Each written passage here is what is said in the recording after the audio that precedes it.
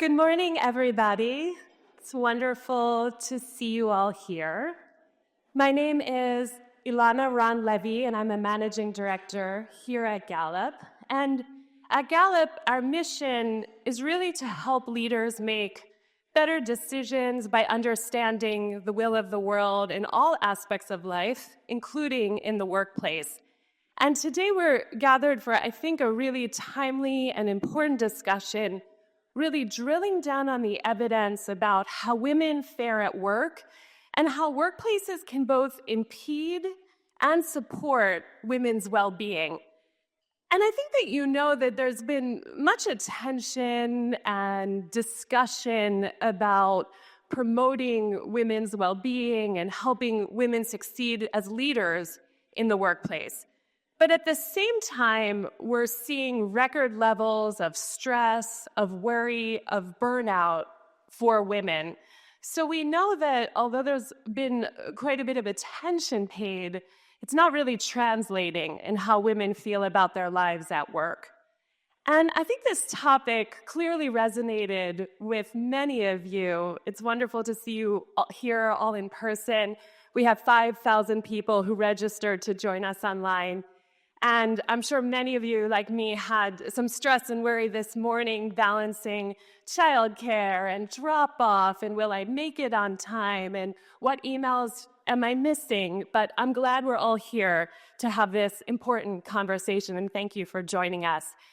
We're going to have a jam-packed morning delving into the research and the evidence, and then having what I hope is an inspiring and actionable conversation on steps that we can all take to improve our own lives at work, our workplaces, our communities, and finally we'll have a bit of a celebration afterwards of joining together in community.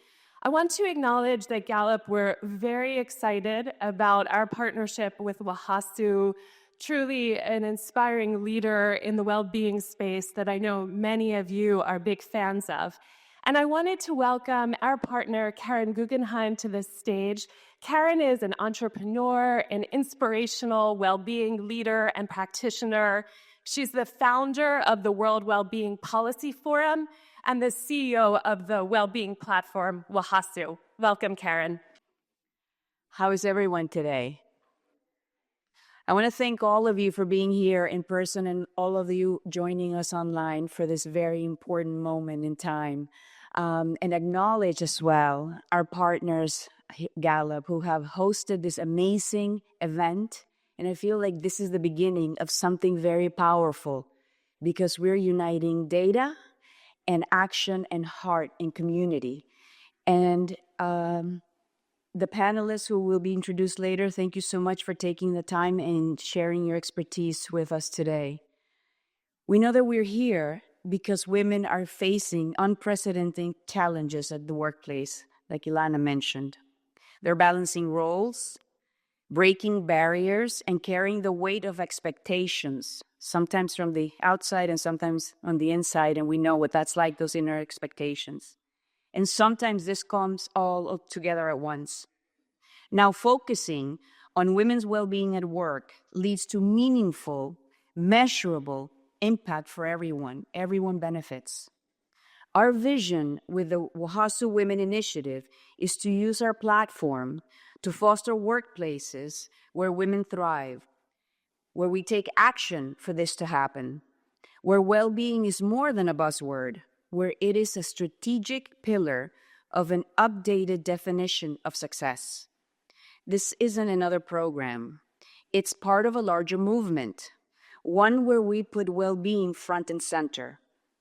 It takes meetings like this, where we discuss data and share ideas, and it takes leaders like you to champion cultures of belonging, health, and innovation. At WOHASU, we've seen how powerful this can be. Through our workshops and trainings, we've helped organizations reimagine workplace culture. And through our World Happiness Summit and the World Wellbeing Policy Forum, we bring together the world's leading experts from organizations like Gallup and others to share data, actionable tools and strategies to improve well-being at scale. We bring the scientists and the researchers together to provide the tools that we can implement in our personal professional life. Together, we can raise the awareness of this women's imperative, an incredible opportunity. This is an incredible opportunity for us to take action right now. When women flourish, let's remember, they uplift families, they boost economic output, transform workplaces, and strengthen communities for generations. It's a win-win for everyone. Investing in women's well-being isn't just good business. It's a blueprint for societal success. This is what happens when we create environments where women can reach their professional goals without sacrificing their health or happiness. At WOHASU, we believe this vision is within reach. That's why we created this initiative. And you being here today is proof that it can happen. Together, we can redefine how the world works. So with that, I want to bring to the stage the Gallup Director of Hiring Analytics, the amazing Kristin, who will share the data to inform us to take the action that we can drive this initiative forward. Thank you. For those of you that are joining us online, I wish you could feel the energy in this room, because getting a group of committed people who really care about something together feels different. And I'm here to share a presentation of some data that we have just published as of today, that we've been working on for over a year to study the experience of working women and their well-being. I think it's important to start out with a bit of a highlight here. So we are seeing the narrowest gender gap in workforce participation in US history. That means women, in spite of a pandemic that disproportionately affected them, are in your workplaces and workspaces at an unprecedented rate relative to their male counterparts. In addition, we're seeing more women on boards and in positions of CEO at Fortune 500 companies. We're seeing more working mothers, women with children who are guardians in the workforce as well. I think that makes all of this data that much more important. How are women experiencing that work? What is the current state of their well-being? Well, we surveyed a lot of them and discovered there are some unique and distinctive challenges for women. 42% of women reported feeling worried a lot of the day yesterday. A lot of the day. We gave them other options. I want to be clear about that. And 42% of women said they felt worried a lot of the day yesterday. 51% of women reported feeling stressed a lot of the day yesterday. And not surprising, subsequently, we see 42% of women saying their job has had a negative impact on their mental health. So is work working for women? I think you have to decide. What's the ripple effect of this data we see? Over here, for these women who are feeling worried, they're less likely to be engaged in their work. What is engagement? Gallup defines engagement as that psychological connection to what you're doing, where you're willing to put in that discretionary effort because you believe in what you're doing, you feel good about what you're doing, you're connected to what you're doing, your organization is supporting you with the resources you need, you have a manager who cares about you, who has meaningful conversations with you, and these women are much less likely to be experiencing that. You see, they're also more likely to be job searching as a result. So for any of you who work in talent acquisition, talent management, who are thinking about the sustainability of female talent in your organizations, caring about their well-being is imperative to solving that.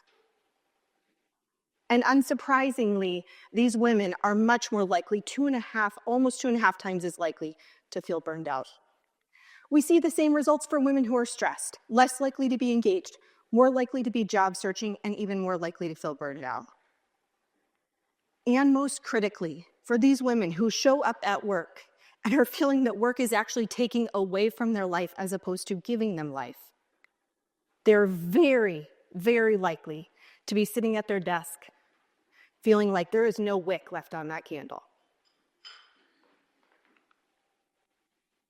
So what are some of the root causes here? Why are women feeling this way? What's underlying this? So first, I think what we're seeing is that they're experiencing a real imbalance.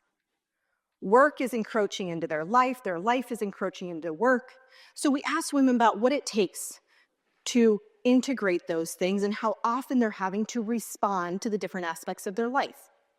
And you see similar proportions of women reporting that both they're having to address personal issues, life responsibilities at work, and work responsibilities at home. We know these disruptions in the day can decrease your productivity, can impact your ability to focus and to achieve the outcomes you hope to achieve. But most importantly, what we heard from women is that they're thinking about work outside of work. For almost 40% of women, as you see here, think about work outside of work daily or several times a day. So if you've ever heard someone talk about the mental load that women express they're carrying, this is a significant part of it. I think in some parts they're thinking about it because they care, because there's purpose, because they're thinking about the next step they're taking. But I think in some cases they're also worried, stressed, and concerned about how work is going. And they're carrying that. What's another factor that's impacting women? You cannot stand on a stage and talk about the experiences of women without talking about the experiences of mothers and guardians. So men and women actually similarly agree, unfortunately at about 38 and 37%, we wish this were higher, that their organization provides them support. So women and men aren't feeling different about what the organization is doing to support them. However, you see in this graph in the middle, women are truly the default responder. If childcare issues arise, women are 2.9 times as likely to say that they are the responder when that happens. So it's one thing to feel a disruption where work is encroaching on your life and your life on your work. It's another thing to actually have to leave your job, your day, your meeting, your minute to address something and to know that it is significantly more likely that that responsibility lands on you. So how is this impacting their careers? What we see as being the default responder as a parent is significantly impacting women's participation in the workforce at times, their promotion and advancement in the workforce, and their feeling of presence in the workforce. Having to address those childcare issues is falling to women, and they're twice as likely to report having to address them 3 or more days a month than men. And you see here in the graphs on the left that this means women are seriously consider reducing their hours, declining and delaying promotions at almost 2 times the rate of men, and ultimately seriously consider leaving the workforce altogether.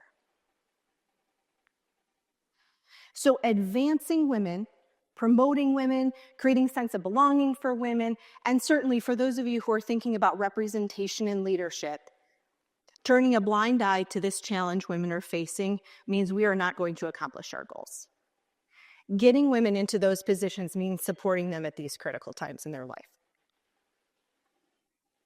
What is the experience they're having in terms of the work style, the nature or structure of the work? What we find is that women would prefer, so you see here about 75% of women would prefer to work in a job that is more that of what we call splitter. So what are splitters and blenders? Splitters, are actually working in a job that is a splitter job. Splitter jobs are a work style where you're working as a splitter, means you show up from 9 to 5, you're working those hours, you start at the beginning of those hours, you end at the end of those hours, and you go home to live the rest of your life. And some people desire that. We see that the preference, there are 46% of women that find that way of working helpful and productive for them and would seek out a job with that structure. But actually, as I said, 75% of women are experiencing this type of work style in their job. So this disconnect between the type of work we want and the type of work we're experiencing impacts our engagement, our likelihood to stay in the job due to burnout, feelings of positive excitement about the work we're doing, engagement, obviously worry and stress. So knowing about the preferences of the work style, the way in which the women who work at your organization would like to work, and finding ways to structure their work to align with that will raise these things. So why does this all matter? Beyond the fact that women are human beings and we're all connected in a much more intricate web of life, right? Is that women who are experiencing this balance on the positive, women who are able to say, I found that integration I'm looking for, see increases in all of the things that we're looking for relative to engagement, to burnout, to feeling like there's less likelihood that their job is taking away from their life as opposed to giving their life. And ultimately, I think most importantly, we say there's 50% more likely to be describing themselves as thriving in life. A good job is central to a good life. And when work isn't working, those ripples extend far beyond 9 to 5. So what have organizations been doing and where are women looking for support? What we did is we asked women and said, here are a range of places where you may have gotten support to help you to balance your work and your life. Where have you found the most helpful support? Not surprisingly, probably for many of the room, you thought about a family or friend. Someone you talk to, someone you trust and you spend time with. For some of you, you probably spend a lot of time alone thinking about this, working on self-introspection. How do I get better? How do I think about my strengths and who I am? What I'm encouraged to see is that we're also talking in some cases to our coworkers and to our manager. But I assume all of your eyes went to the bottom. If you're an organizational leader and you have spent a dime on programs or initiatives around this, this has to be extremely discouraging. To know that just 1% of women surveyed said the most helpful place they got support was something that was offered by their employer. Now, in some cases, I'm sure this is a lack of resources, but in many cases, as Karen said, this is a conversation we've already started to have. Organizations have created apps and systems and programs and implemented things. There is no shortage of money that's been spent to try to affect this. And I think what we're hearing from women is, that's not it. That's not what I was looking for. So part of what we offer today as before we begin our panel discussion is inviting this community discussion to say, where do we spend our time, resources, and money? What will make the biggest difference? And knowing that work is a big part of women's lives, for those who are working, what supports are they getting? If they're already going to their managers, how is that an opportunity for us to reach their managers in order to reach them? So we offer you 3 opportunities to take action. For those of you in the room who are enterprise and organizational leaders, I think this applies to you.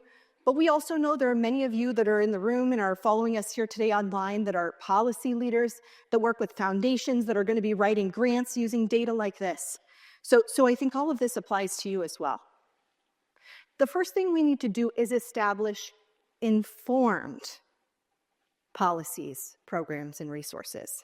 What women have told us is whatever we've been doing isn't working. So let's ask them, what will work? What do you need? We're already spending the money.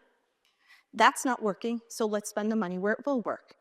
And I think oftentimes these decisions are left to a small group of people in one department in an organization who decides this is how we're going to spend our money this year.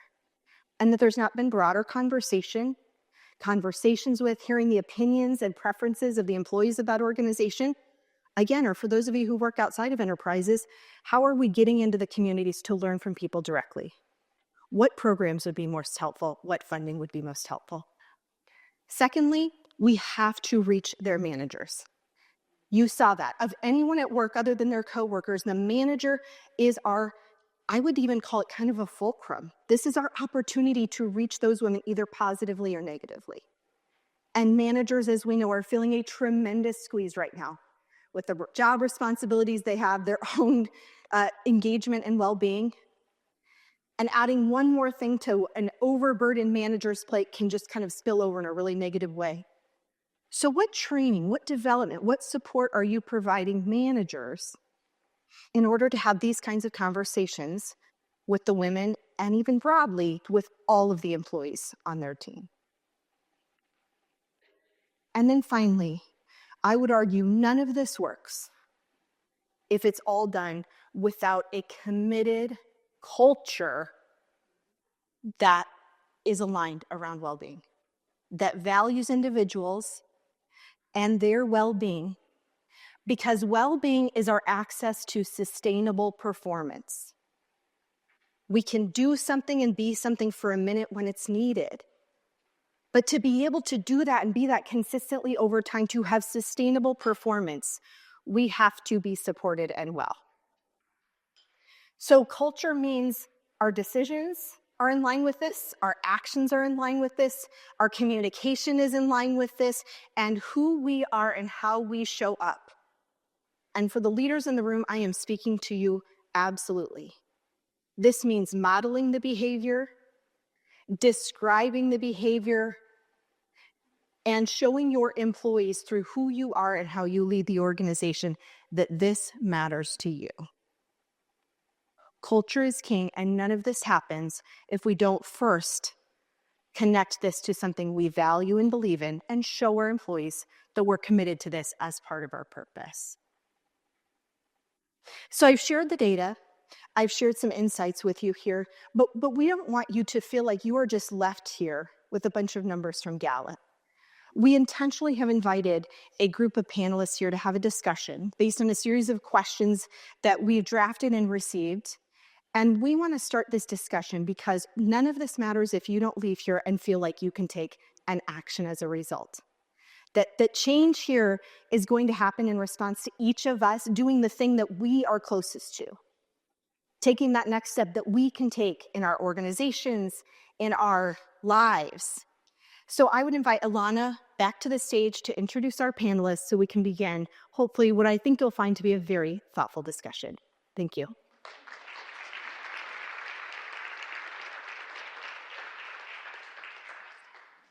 Great.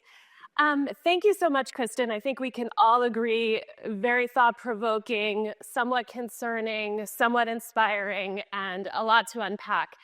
So let's welcome our incredible panelists and special guests to the stage, starting with Karen, as you all know, the founder and CEO of WOHASU, a working mom herself. Thank you. And we're joined by two very special guests who I think will enormously contribute to the conversation. I'd like to invite Swati Sharma to the stage. Swati is the editor-in-chief and publisher of Vox. I think we'll have a very interesting perspective dealing with these topics. Delving into media coverage of working women and gender issues, which we know has both impeded and helped the discussion to a certain degree. And then last but certainly not least, I'd like to welcome a very, very special friend of Gallup, a Gallup senior scientist, Dr. Ella Washington.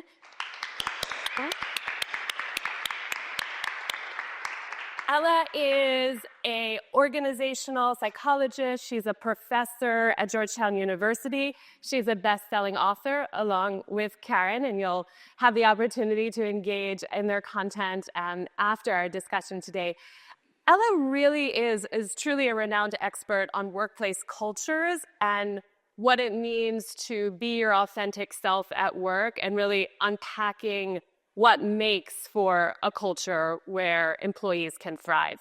So let's get right into the discussion. I promise we will have ample chance for audience Q&A because I can anticipate that many of you will have questions as well. Ella, welcome. I wanted to start with you. I was, of course, struck with Kristin's finding, I'm sure you were as well, that so few women actually access official programs that often are expensive, often are much touted to improve their well-being at work.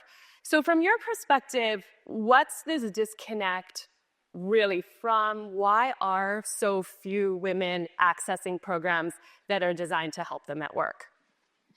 Hi, everyone. Thank you for having me. Such a pleasure to be back here with the Gallup tribe. You know, there are so many things that came to mind when I saw that data. Particularly, my first reaction is, well, do they know about the programs? Sometimes we know when working, especially with large and complicated organizations, and just the fact that we're inundated with information all day long. If you look at your emails, I know all of y'all have more than 100 emails right now, right? And so, for me, thousands. So, And we're still on the 100. but that is a real thing as far as information overload. Are they accessing the information? Do they know it's there? But of course, that's not the only excuse.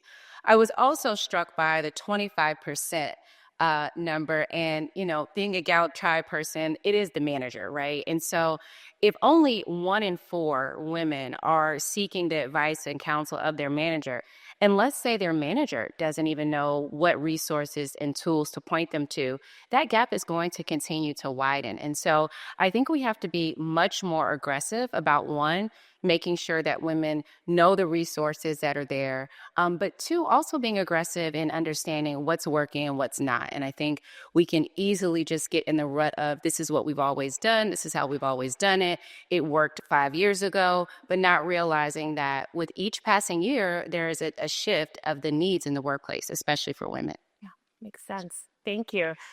Swati, there's been much, buzz about mentorship and sort of individualized support in the workplace for women. Do you think that works? How do women find meaningful support in the workplace? And what is ideally the role of effective mentorship at work? Yeah, I would say both at work and outside of your communities, the role of mentorship is so incredibly important. I mean, first of all, I'm so happy to be here with this group of people because I'm going to find mentors in this panel.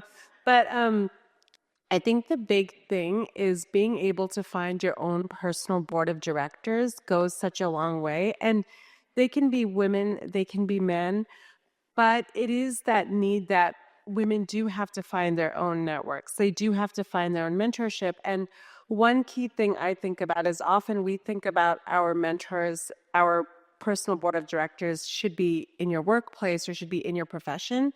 I actually disagree with that. I think all of us, I think about this just being in media. One big problem in media that can occur is that we're in our bubbles too much and we don't know how. And I think talk about what's happening in America right now, there are so many silos and we're so polarized. So being able to find people outside of your world, being able to understand, like I don't have children, but I want to understand what it's like to have children. I'm feeling all the pressures and I can't even imagine how much harder it is. So I try to have people in my network who have different life experiences than me, who come from different backgrounds and who even aren't in my profession. And they're all my board of directors. And I feel like they make me a stronger leader.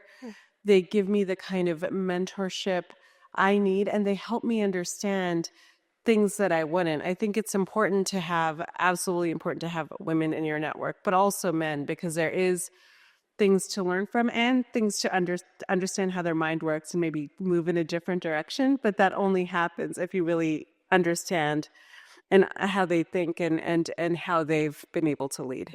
Thank you. And dovetailing off of something that Ella said, Swati, do you feel that these mentorship programs need to be structured by organizations, or is it most effective just when it's organic, authentic, you creating that personal board of directors yourself? It's so interesting. So if you asked me this, 5 years ago, I would say the way that I have been able to create my journey in journalism is that I found my own network. I found my people.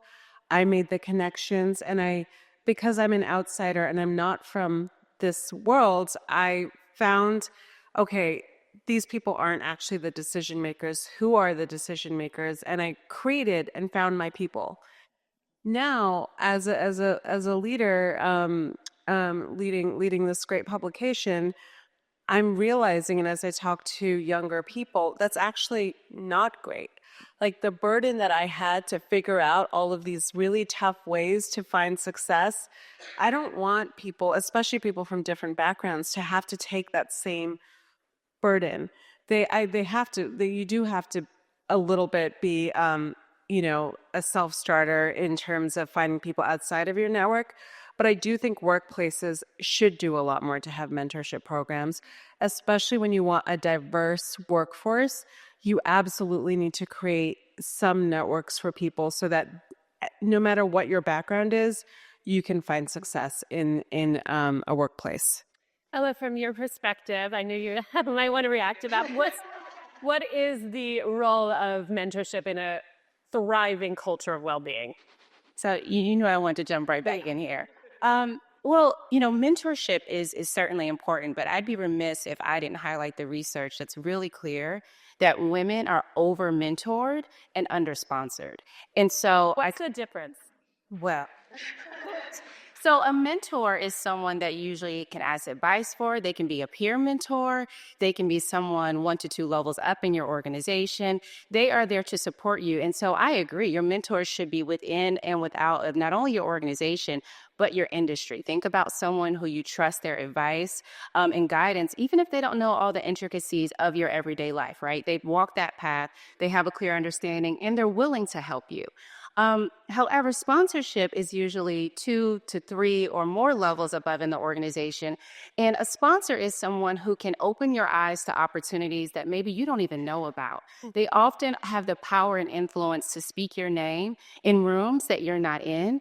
And I say in my book, Unspoken, oftentimes a sponsorship, if you think about it from an athletic perspective, if I want Nike or Gatorade to sponsor me, I don't just go up and say, hey, Nike, will you sponsor me, right? I have to demonstrate my performance. I have to demonstrate a willingness and a want to be on the main stage in that way. And so sponsors are really similar in that you don't often go up and say, hey, John, will you sponsor me, right? I have to demonstrate my performance. But I also think that's where organizations come in. I think a lot of leaders move up through their organizations and they don't even know how to sponsor. They don't even realize that they were sponsored. And so I think that's part of the upper leadership training that should happen on, how do you become a good sponsor, especially when you're looking to sponsor those more diverse and underrepresented communities. Interesting. Thank you. I want to broaden out thinking about these support structures. Of course, mentorship is one, but Karen, turning to you, you've spoken and written often about the caregiving parts of your life, both as a mother, as a wife, and I'm curious if you could talk about reflecting on your own journey. What structures, what systems of support did you wish were there when you were really balancing and juggling it all? Well, first of all, I would love it if we can make it possible that women don't have to make a choice between having a wonderful and enriching family and a career where we flourish and we're excited about. For me, the data point that hit me the most was that we're declining promotions 35%. We've put in the work, right? We have the interest, we have the skills, and then we don't get to have the fruit. So I had my children young, so I'm very happy to see that society has evolved, even though we have these big issues at hand. But I had to work around my husband's career because we couldn't have both of us having that career, right? And because I wanted to be with my kids. Like, I really wanted to do it. It was so hard because it is so difficult to be a parent. It is frustrating. It is challenging. It is draining. It is a million things, but it's so rewarding. And I wanted to be that. So I had to work around it. Therefore, my career in the traditional sense did not evolve on par of my husband's career, right? Then he passed away, and then I've had the opportunity to invest a lot of time in my career, and it's been my privilege to promote, this amazing science and research to the greatest audience as possible. But why do we have to choose? Why are we creating environments where people have to make a choice between like being the most amazing parent, partner, friend, daughter, sister, whatever, and also thriving at work and, beyond human sustainability, but human thriving, human happiness? Why did we decide that has to be a choice that we make. And I believe that it's because of our mindset. And that's something that we can change. You know, tying into what Kristin was saying about culture, if we begin to redefine success and create cultures where we bring more into what is the description of a leader and the traits and how are we hiring people and what are we looking for in people, because guess what, a lot of the things can be trained, so you can learn certain gaps in your experience, but there's a lot that we bring to the table as women. And I just think that it's time to now integrate and to bring the best of, of men, the best of women, the best of everyone to the table. And I think that now is the time to take action. I'm so really excited because, we don't have to make that choice. Thank you. Kristin, I wanted to unpack Karen's sort of framing about this choice a little bit more with you. And I can imagine that there are some people listening who are thinking, well, to be a senior leader, to be an executive, you really do have to work very hard and likely long hours. And how does this look like at a leadership level for women? And do you feel like the expectations need to be different and the balancing and the blending looks different for a senior leader than for someone who is prioritizing caregiving more than working hours? So it's a great question, Ilana. And we've been studying this for both men and women and looking at, as I described, what I'll call kind of the historical work structures. So how are we structuring work and is it working for everyone? And what we actually find is that the barriers for women from a perception perspective in moving into leadership is not a high intensity job, it's not the travel, but there is a limit to how many hours people want to work. But men said the exact same thing. So I think part of this has been, how do we structure leadership for women? And I would sort of argue, how do we structure leadership for everyone? And Karen, you mentioned this, what do we need in a leader for the future? What we've hired for, promoted for, identified and valued in leaders historically is not unimportant. I think some of it just isn't as relevant for the future. So understanding the needs of the workplace, including data like this, but more broadly in the spaces in which you all exist, understanding the needs of your constituency and making sure that the traits, the talents, the knowledge, the skills, the experiences that you're identifying in future leaders align with people who can meet those needs is critically important. Because the way we've identified and promoted and selected leaders up to this point is not going to work for us for the future. And so I think that's a rethink of the work structures, the expectations, how we shape work, how we think about expectations relative to productivity and performance rather than just straight hours, and who's in those roles. What do leaders need to bring?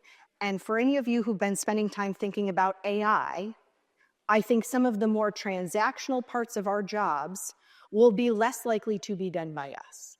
So it is that much more important that you have a leader who not only can read a P&L, but who can show up in front of an organization that's just encountered a giant challenge and inspire and motivate people and engage them in a way that no computer, robot, or system could. Interesting. Swati, let's unpack sort of this demands of leadership concept a little bit more.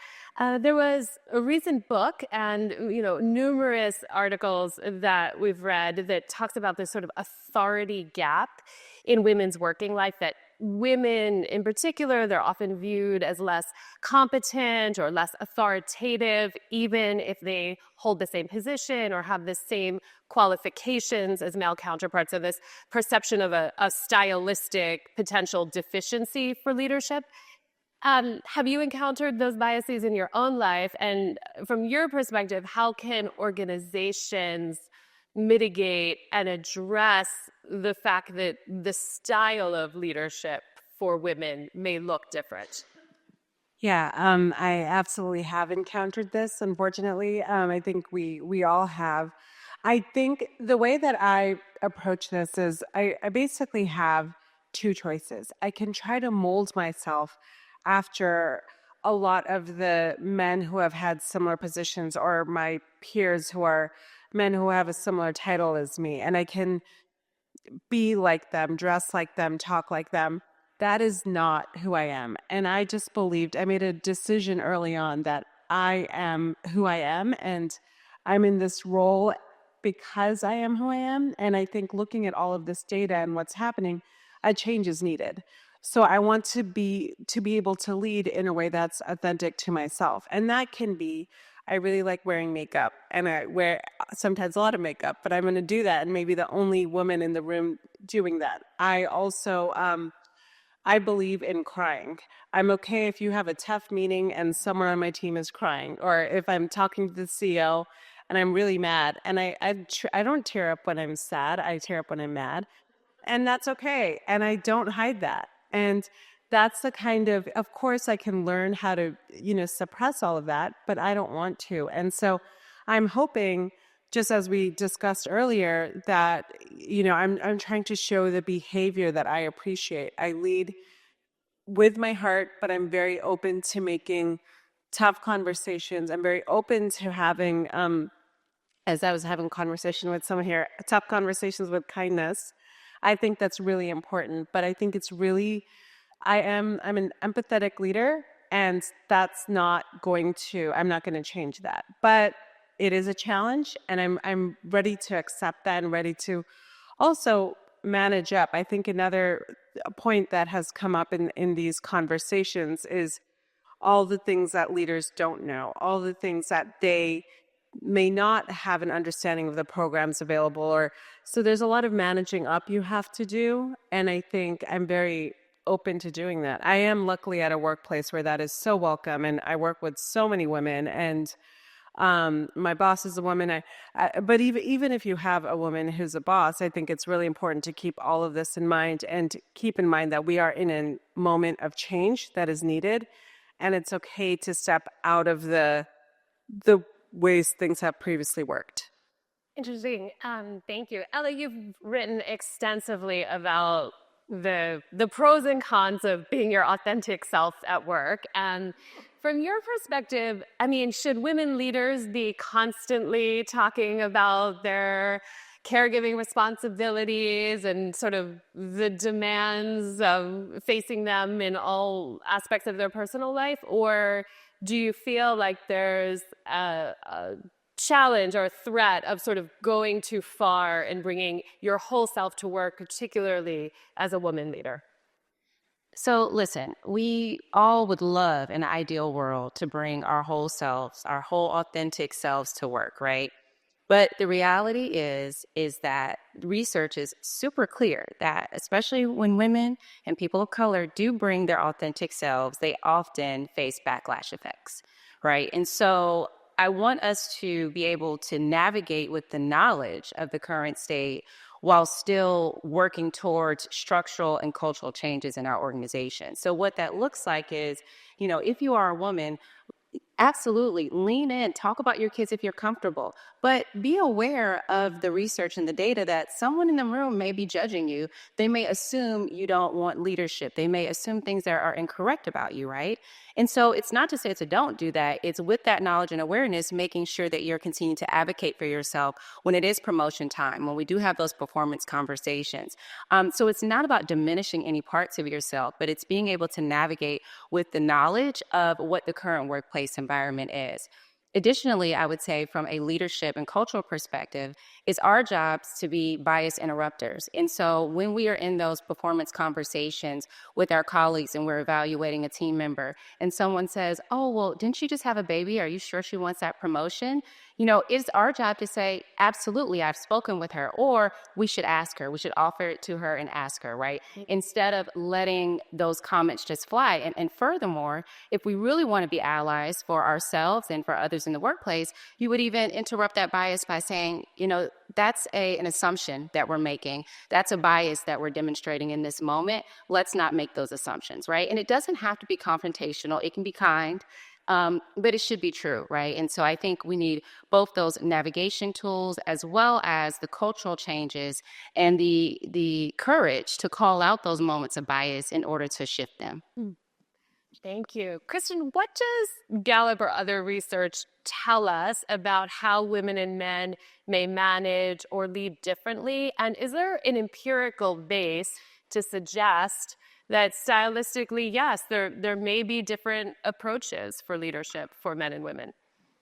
I think this is where I'd argue there are more differences individually than when you group people. And part of that is that we all have our own unique set of talents, right? So there are innate traits about us, who we are, how we operate in the world, what motivates us, what prompts us to build relationships, the way that we influence others, that are unique to us as an individual.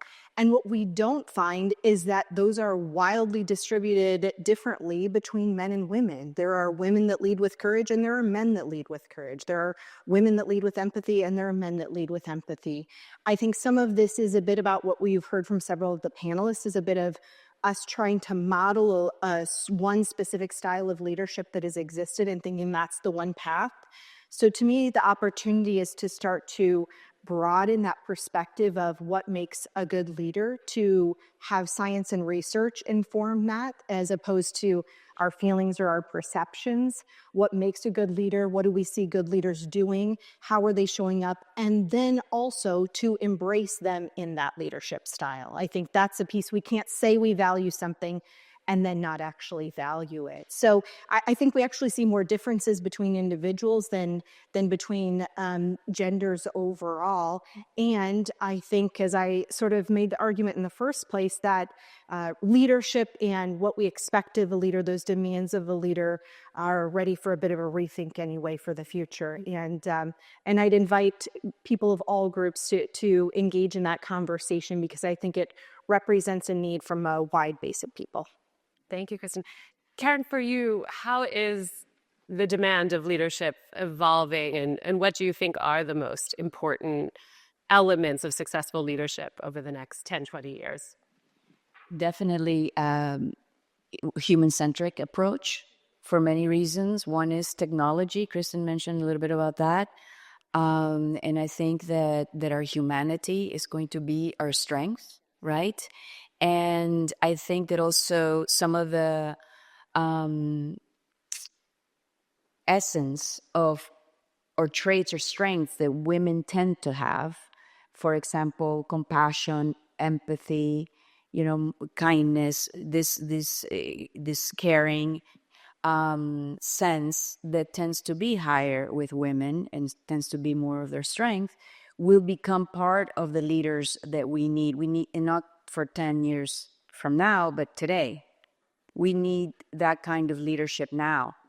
And so I believe that we can use the strengths of both men and women to then create the leaders that can bring us, forward to new heights. And even though we are living somewhat scary times and challenging times in different ways, it's also an opportunity for growth. I mean, on a personal level, in my darkest moment, I made decisions and took action for growth. And so it is possible during these times that we may feel disheartened and we may feel a sense of hopelessness, where we can decide to take action. And the wonderful thing is that there's a community like this and beyond, and those watching online, and also organizations like Gallup, who have not only this data but so much data about how to bring positive change forward. So it's a matter of changing our mindsets. I mean, if you take a moment right now for a second and think, in what image comes to your mind when I say leader? What picture? When I say president, when I say vice president? most of us think of a man. That's a trigger, right? We have a defined mindset, and men are great leaders, right? But perhaps we can begin to also look at what could look like in leadership beyond what we have been conditioned to see as leaders.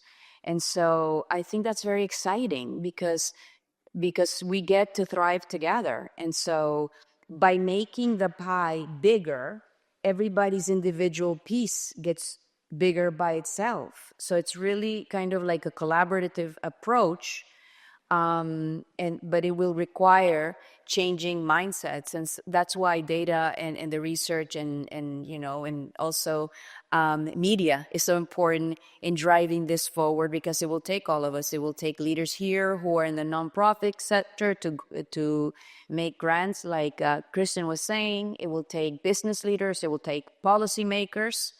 There's different things happening around the world. In a policy perspective, trying to move this forward, where there's a 4-day work week, and policies that are in as part of country agenda. And that's where I see leadership.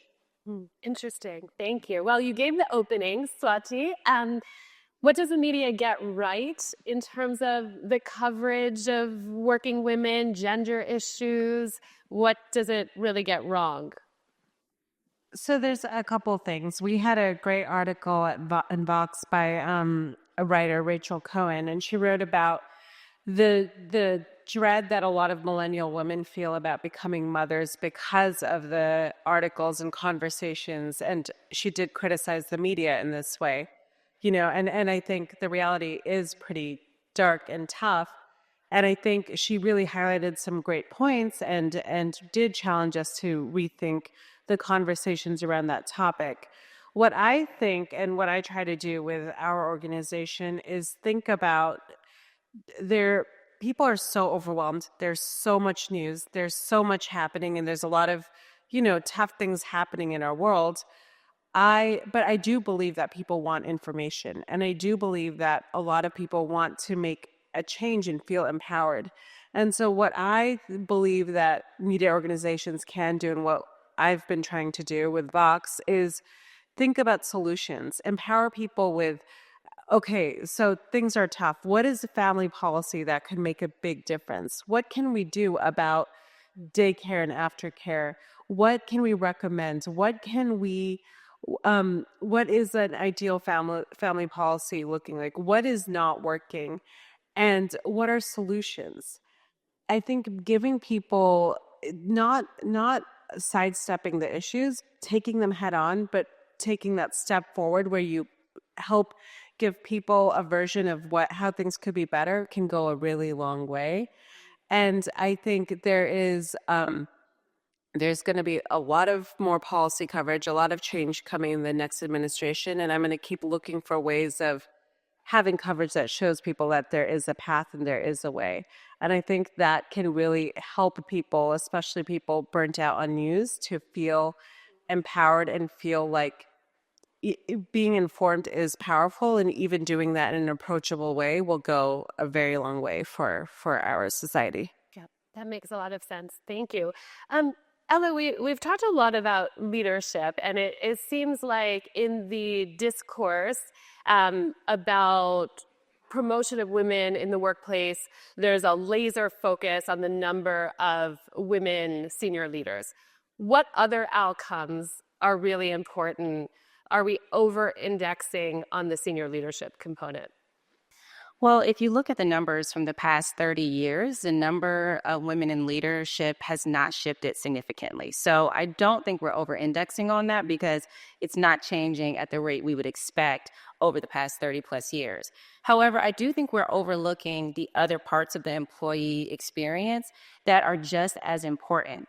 How included do they feel? Do they feel like every time they say something in a meeting, someone mansplains it to them? Or they feel like, they say something and it's ignored until someone else says something, right? And so those are the everyday lived experiences. As you all well know, 70% of the employee experience is based on the manager, right? And so because of that, how are our managers being equipped and activating on those elements that can help the women on their team, as well as everyone else on their team, feel more included, feel heard, feel valued. And I love what Swati said around, what are the things we can actually do? So, for example, the Obama White House was well known to start amplifying women's voices in their rooms, in their meeting rooms. And by that, it was simply when a woman would say something, someone else would amplify what that person just said to make sure they were heard, because they found that women in those rooms at the beginning were not being heard in the same way that men were. So something simple as that, like shifting the culture of your organization, even with those tangible things that managers can implement, everyday people can implement as well, just to start doing it, I think are some of those critical factors in addition to promotion that we should be talking about. Makes sense. Kristin, we have quite a few HR and business leaders both in the room and online. From the HR perspective, I think Ella gave some really great examples. What else would you advise HR leaders to be focused on in promoting a stronger culture of well-being for women? Yeah, I think we've talked a little bit about this, is how are we not making decisions in small rooms with small groups of people, be that the HR team or anybody else in leadership, and instead making an intentional point to get out to the audiences, the groups, the employees, the associates that we're hoping to impact and affect, and hearing from them directly instead of deciding for them what they need, hearing what that would really help and what they need, what support is there. We've talked a lot today about manager development. I think that's a wide-ranging opportunity, not only to affect well-being, women's engagement at work, but productivity for teams as a whole.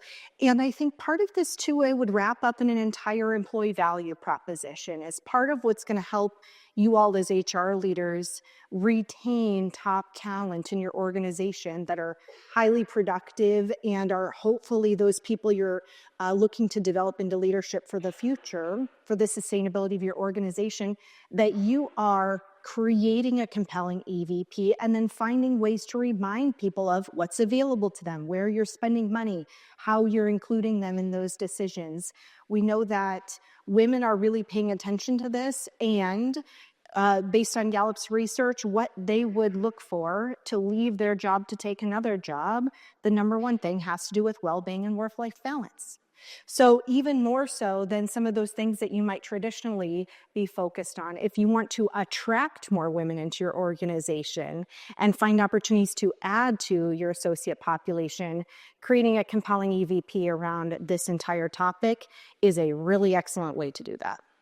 Wonderful. Okay, we're going to do one quick lightning round, and then we're going to open it up for audience Q&A. The lightning round is, we've covered so much ground today. What one action do you think would make the most impact for women in the workplace that they could take? Well, what one action? But are you talking from a leadership perspective? From the leadership, or it can be from, your own self journey.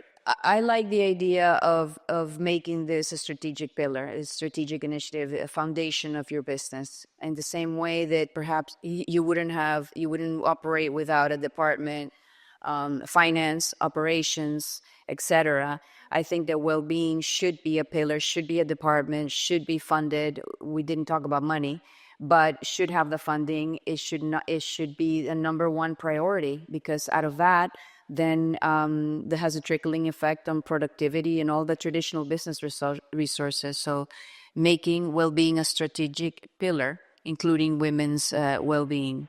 Wonderful. Swati, what about you? What one action do you think will make the most impact in driving well-being for women at work?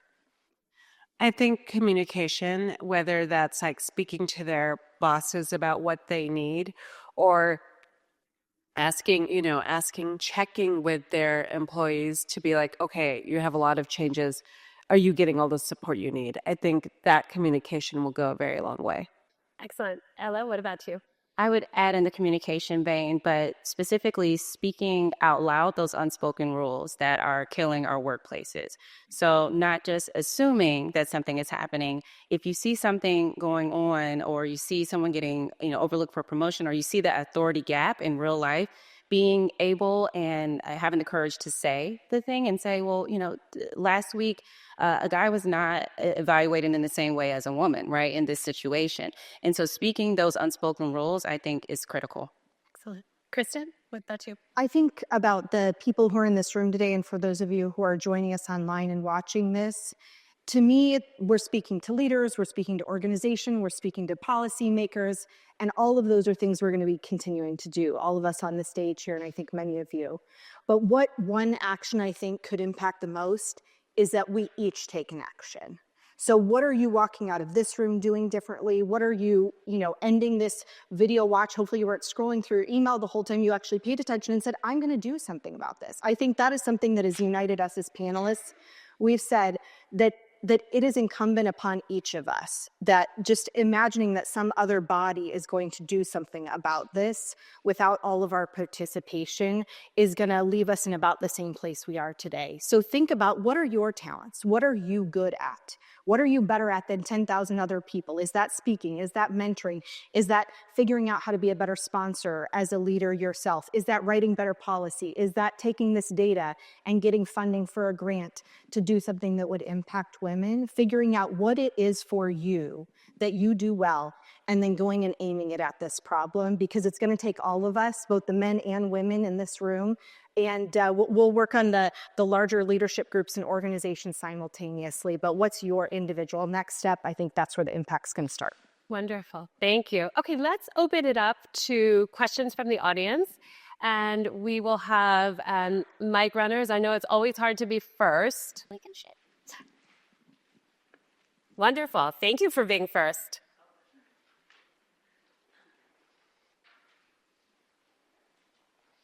And please introduce yourself. Anyway, my name is Charlotte Simon. I work with Parking Services with the government. And my question is, my question is for kind of all of you. I was just wondering something that you do to support your own well-being, personally or professionally, like for yourself. Great question. Thanks. Karen, let's start with you. Oh, I have to do a lot. So I reset every day, actually. And this is really, thank you for that question, by the way, because it's the habits, right? Habits of well-being that a lot of us need. So I begin the day not looking at my phone, because your brain is susceptible in the morning. That's what research says. So I don't look at it. I take that moment, get a cup of coffee, and read something inspirational and motivational, and then journal about that. Because I think that we have, a lot of us have to-do lists, and we're always doing. But what I try to focus is on a to-be list. How do I want to be today? Do I want to be kind? Do I want to be forgiving? Do I want to be generous, right? Do I want to be hopeful? And those are things I can control. Maybe I can't get through my to-do list, but I can take action in how I want to present myself on that day. So that helps me a lot personally. And then from the professional perspective, working in something that I'm very passionate about and purpose-driven has made all the difference in the world. When I was in the workplace, in the traditional workplace, I was like, can I please have this passion that people talk about? Can I find something that is just going to make me like, oh, I'm at work. This is wonderful. And I've never worked more in my life than as an entrepreneur now, but it is because it's totally aligned to my values. And I am so driven by my values and the sense of purpose of that is involved in my work. So I cannot tell you how important it is to align your values, your personal values, with your professional values and your purpose. It's wonderful. Who else would like to share what they do to foster their own well-being? So I agree with everything, especially about the mornings. I fiercely protect my mornings. It's also when I know I'm at my best. And so I fiercely protect that. But beyond that, I've also found really strong value in knowing how to reset, because no matter, we can have a great morning, but the day will happen, right? And there are always unexpected things, especially as we're navigating those personal and work responsibilities that the data showed, right? And so for me, I found a lot of power in understanding my need to reset. Do I need to take a 5-minute walk? Is it that I need to listen to my favorite Beyonce song? Is it that I need to call my best friend and say, hey, I just need 10 minutes, right? Whatever those things are that helps you to reset when the day is not going as planned, for me, or listening to my Calm app for 10 minutes, whatever those things that work for you, it's important to have those tools at the ready when your days are not going as planned. Love that. Wonderful. Let's take a question here. Thank you for waiting for the mic so our online audience can hear the questions as well. Hi, thank you all. This has been so great. I was curious, this might be a Gallup question, but I was curious about if there was any insights as to what's driving the worry and the stress for women, because I have 2 little kids, 3 and 6, and I feel like my worries are in a whole different department than maybe typical, the worries that women might face just in the workplace that are non-kid related. So I was wondering what the data said about that, or if there was any. Yeah, so I think it's a combination of things. Part of it is that I'm a mom of 2 girls, 6 and 8, so I'm in the throes of that too. So worrying about raising them as great citizens, and what do they need for today, and is it wear purple day, or do they need a lunch or not? Everything from the basics of that to those bigger questions about instilling values and what matters in life to them. And so I think part of it is, that responsibility we feel for that. But I also think part of it is the juggling between without the right kinds of support. So that moving back and forward between things where you're feeling like you're never getting enough time to do any one of them well or to think about it completely is really affects your productivity and the sustainability. And for women, knowing that 39% of women are thinking about work outside of work a significant portion of the time, I think it's almost like a battery that has a small drain, where you just know that there's a bit of a motor happening behind the scenes. And I think us not being cognizant of that, not calling that out, not having times where we say, I'm going to pause here and take some time to sort something out, to ideate on something, or to work on something in a committed way, means we're just like that slow drain is kind of creeping that wick down, as I described earlier. So I think a lot of it is that. It's the juggling, it's the myriad of responsibilities, it's the moving back and forward between things, and the disruptions in your day, which just overall kind of affects your feelings of confidence. I've got this, I'm doing well, good things are happening. That's where you start to feel that stress and worry. Yeah. And I would add from the Gallup perspective that over the last decade, we've seen an increase in negative emotions for Americans in general, including American men. And I think that there's just a whole host of factors, from a decline to a certain degree of community engagement and social connections, some COVID and post-COVID related changes and how people are living their lives. So I think that there's a particular kind of women negative emotions in the workplace situation, and then there's an atmosphere of increased stress, worry, and burnout for Americans writ large. And I think those two things probably compound each other. To your point, Ilana, I think relationships are really important. We saw those places women are getting support that they find helpful tends to be from a human being. And so I think for a lot of women, just the nature of communities, not having friends at work, people you can trust and depend on, not having mentors in their life, not having, family or other supporters in a larger connected village is certainly also an impact. I think relationships are a big part of it. I saw a burst of hands up, but I did see in the back a little bit earlier. So let's take that question first.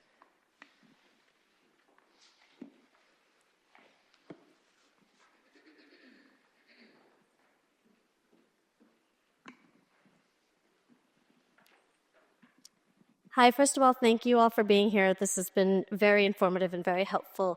Ella, you said something very interesting earlier. You talked about speaking out when there's an authority gap.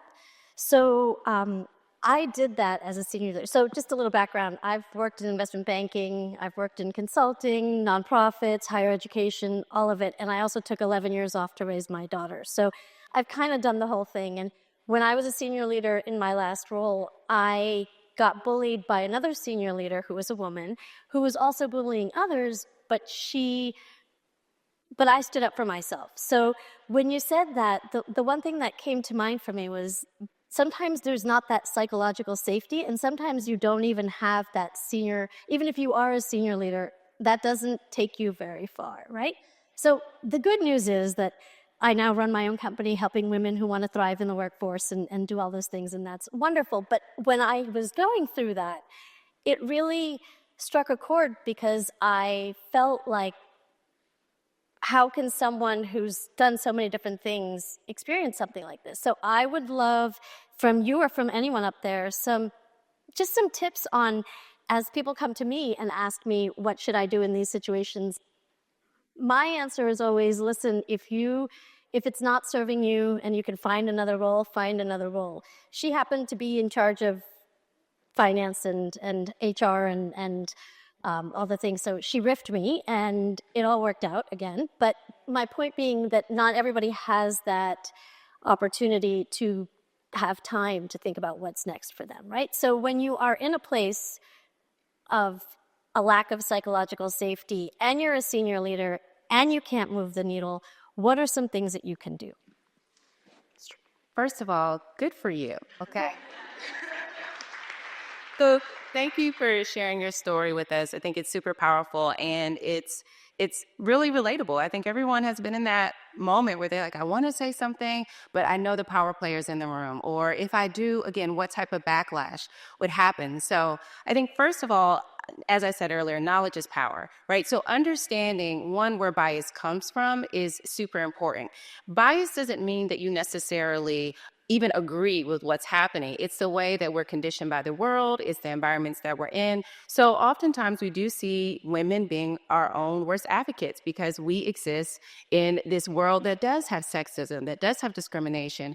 And oftentimes, as even women leaders, may feel like, well, I had to do it this way, and so the person behind me has to do it that way. It's not right, but it is the reality. And I think once you understand, especially from a research and data perspective, that those things exist, it takes a little bit of the emotion out of it. It doesn't fully, cure it, but you can start to understand, okay, maybe this is not a bad person, but this is the culture, the workplace culture environment.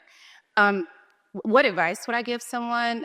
Hopefully you can build a coalition within your organization beyond just that one immediate leader. And so, hopefully there are other managers, other leaders that you can start to connect with, which is why it's so important for us to have vast networks within our organizations. It's something I learned kind of the hard way in my career, that networking, internal and external, is actually a part of my job.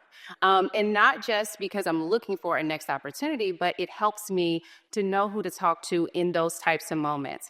And then thirdly, I would say, even to a person that can't leave today, when you recognize that you're in an organizational culture environment that will not shift, will not change, and is not one that is welcoming and inclusive, think about how to strategize your way out of there. So we can't all just leave tomorrow, and hopefully we're not all ripped, immediately, but how can we strategize to make a change? And that's where, again, that network, those mentors, and even those sponsors can come in. And so it may take 6 months, it may take a year, but I think it is empowering to know, okay, I've recognized this is not a place for me long term. Now I can activate a strategy to leave. Excellent. Thank you. Let's take kind of the middle of the left-hand side. I've seen some hands.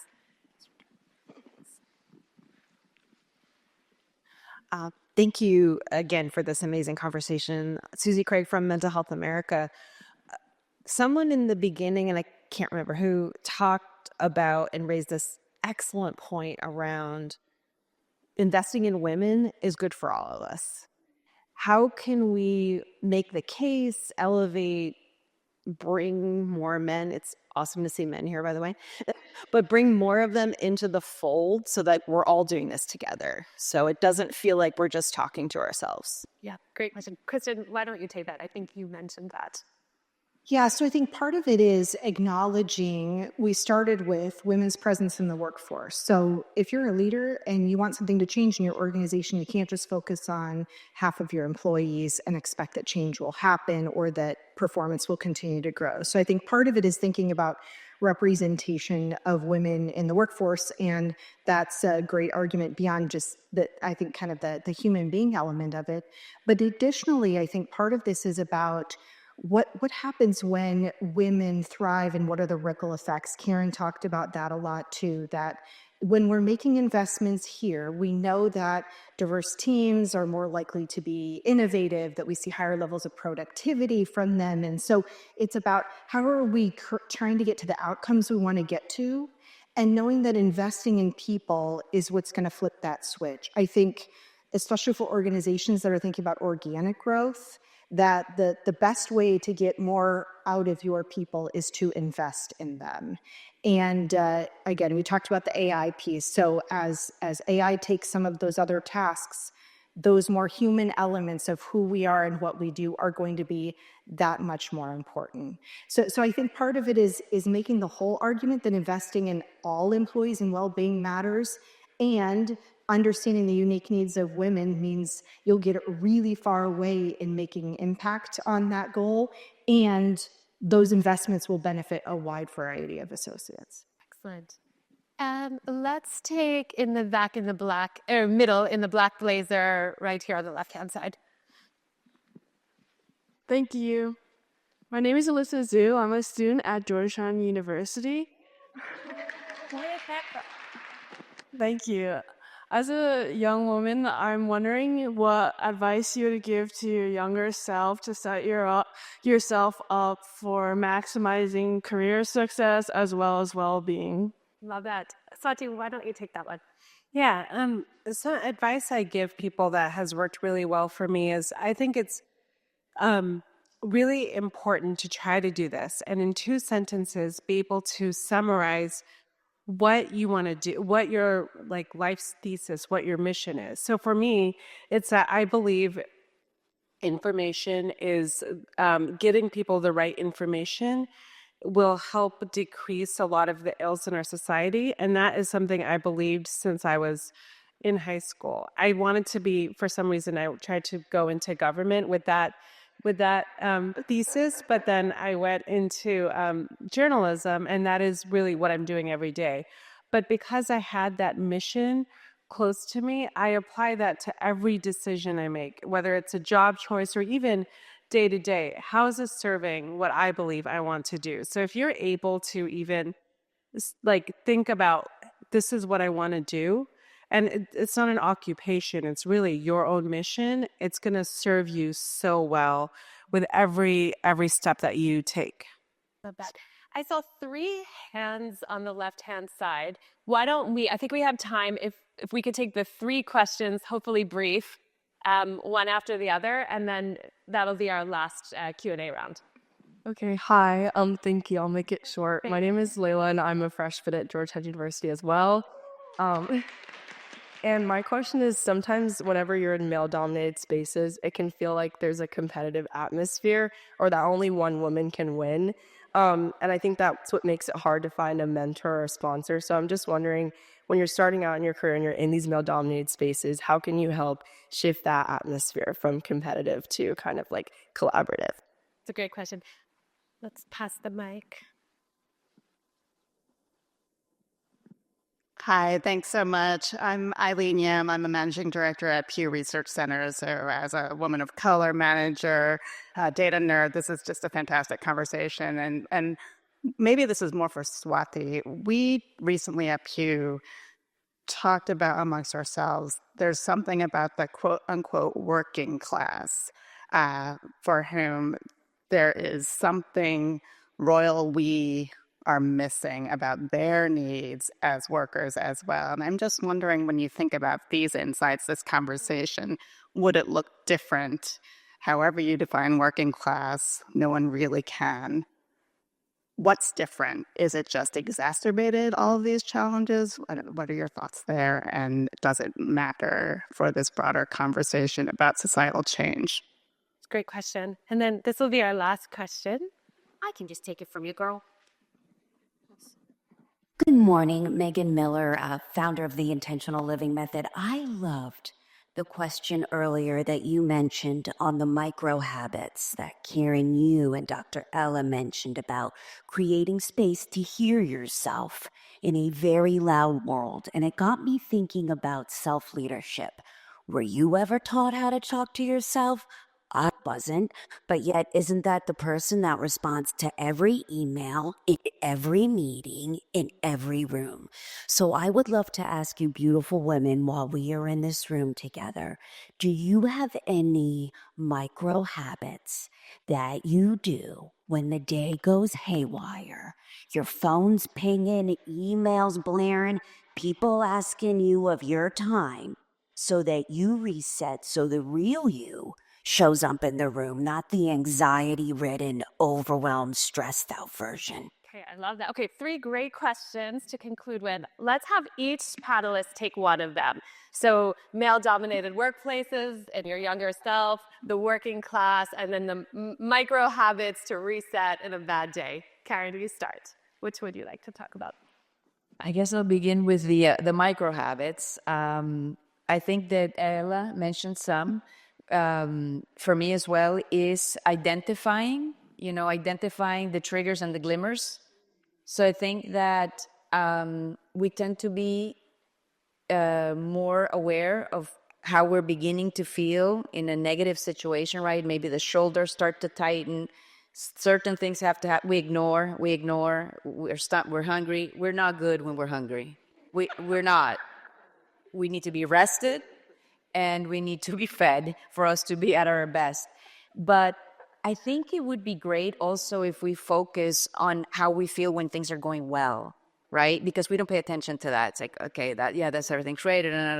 But we feel we get to full stop when our arm doesn't work or we have sciatica pain or lower back pain, full stop in attention. So I would challenge us to create micro recovery breaks during the day so that we can set maybe an alarm for 5 minutes. And so we can do whatever it is that helps us get there, whether it's music, whether it's going for a walk, whether it's breathing, meditation, whatever it is for you.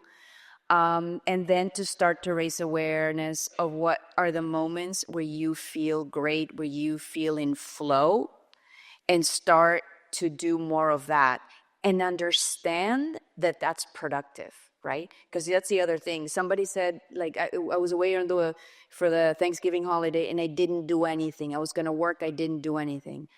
I challenged that you were doing a lot. You were thinking, you were building, you were investing in relationships, you were breathing, you were looking, you were savoring. And all of that is giving you the energy to unleash your potential. Love that. Thank you. Swati, let's delve into that very important topic about, do the experiences of so-called working class women potentially look different than those in professional services or white-collar jobs? Yeah, I love this question so much because I think this has been one of my obsessions for a long time. And I think it's now on a lot of people's minds, especially after the election, thinking about the working class. So I really love this question. I think it is like the question of the moment and the reason and moving forward, because I do think that it's been so important to look at things through the prism of race and gender, but class is one of the biggest things that isn't really, if you're in Europe, they talk about class a lot. It's not as often discussed in America. And I do think we have a huge opportunity here, especially when I think about policy. There's child tax credit. There's all this other family policy conversations around the working class. And I do think this is a bipartisan effort that our lawmakers can really make and try to make inroads here. So I think that's one. There's a huge, there is a lot, especially when it comes to family policy with the working class, and there's a lot of opportunities, especially as we contend with a post-neoliberal world. That's one. The other part is the understanding of exactly what you said. So many of us can be in a bubble. I know that this is one reason why I love one way that I find comfort is through my group chats. And a lot of the people in my life, like my family members, are maybe in a different class and are in a very different environment than I am. And I rely on talking to people and understanding what they're going through to make sure that we have the kind of coverage that actually does reach people who aren't in the same bubbles. Because sometimes I really worry we're all talking to each other, and I think that did happen. We've just been seeing that happen more and more the last several years, and I think it's so incredibly important for all of us in our media diets, in the kinds of people we talk to not stay in our bubble and to really challenge ourselves and think about other people's experiences. So I think there's a lot of these challenges the working class faces, even in a greater degree. But I think this is where the family policy, especially when it comes to, is it better to give a family money or is it better to create free daycare programs? These are the discussions we should be having. And I think sometimes when you talk to people who are actually facing those problems every day versus policymakers, you may get different answers. And that's why it's so incredibly important to keep stepping out of our zones and talking to all sorts of people. Wonderful. Ella, let's give you the last answer. And if you could touch on, I know you could talk to all three topics, but so we can answer that great question about navigating male-dominated workplaces, particularly when you're starting your career. Yes, so the first thing I would say is, and this is just to piggyback off of what Karen said, rest is resistance, rest is productive. That is one of the affirmations that I write at least once a week, okay? So I'll leave that there. To answer your question about the competitive environments, and at Georgetown, I know you're probably in a lot of male-dominated classes, so you're feeling that already. One thing you can do is help other people, as you lead by example, understand that the scarcity mindset is actually what leads us to believe that there's not more room at the table, that there's not opportunity for everyone. And so when you have an opportunity and you can bring a colleague or a classmate, and especially someone that maybe is from a different background, life experience, et cetera, as y'all done today, that is showing that, this is not just information I want from Gallup. I want to share that with someone. And I think in the workplace, it's the same thing. We often have this scarcity mindset that there's just this one position or there's one opportunity, or there's one avenue to show my manager that I'm the best on the team. But what if I demonstrate to my manager that together we're the best on the team, that we can work well together, that there's opportunity for both of us to have an impact? And I know that may feel not as tangible, but there are tangible things you can do, as I just mentioned, to push forward that mindset. And as long as you don't have that mindset of scarcity, I think you will always be able to see the opportunities for you, whether it's in the immediate environment or beyond in your next step. Wonderful. I think that's an inspiring note to end on. Let's give a round of applause to our amazing panelists.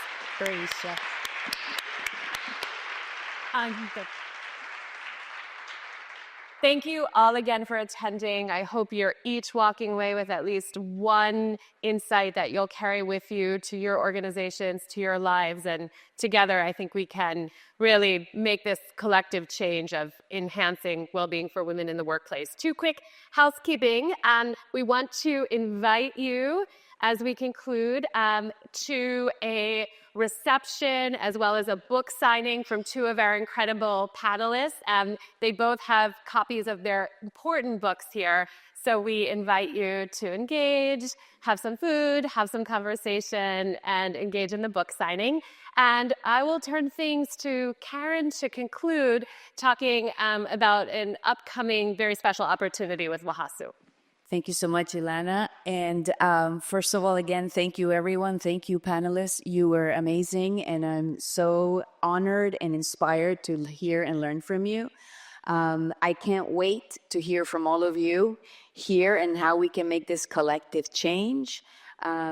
We have Elisa here on our team, and she leads strategic relationships. So if you want to know more about the initiative, please feel free to talk to her, to me. And now about the World Happiness Summit.